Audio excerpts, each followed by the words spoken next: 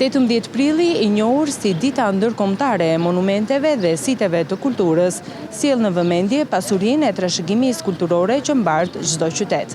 Në Korçë, monumentet e kulturës përbëjnë një pjesë të rëndësishme të identitetit, por edhe historisë së saj. Nga ndërtesat karakteristike me arkitekturë tradicionale tek objektet fetare apo dhe rrugicat me kaldrëm, çdo element rrëfen historinë dhe zhvillimin ndër vite të qytetit. Qarku Korçë është shumë i pasur sa i takon kësaj trashëgimie, pasi në të numërohen 171 monumente kulture me vlera të mëdha historike. Këtu përfshihen muzeume siç janë Muzeu Kombëtar i Arsimit Mësojtoria e Parashqipe, Muzeu Kombëtar i Artit Mesjetar, Muzeu Oriental Bratko, Muzeu Arkeologjik e të tjerë. Veç tyre me vlerë të madhe janë dhe mbi 100 site arkeologjike, ku ndër më kryesoret është Tuma e Kamenicës, i vetmi muze natyror dhe më i madhi në Shqipëri. Në këtë ditë të shënuar në qytetin e Korçës është shelur ekspozita me temë Korça e Berati, një rrëfim i trashëgimisë, një aktivitet që synon të promovojë dhe të sjellë më pranë publikut vlerat e pasura kulturore dhe historike të dy qyteteve. Përmes fotografive, materialeve dokumentare dhe elementeve të trashëgimisë,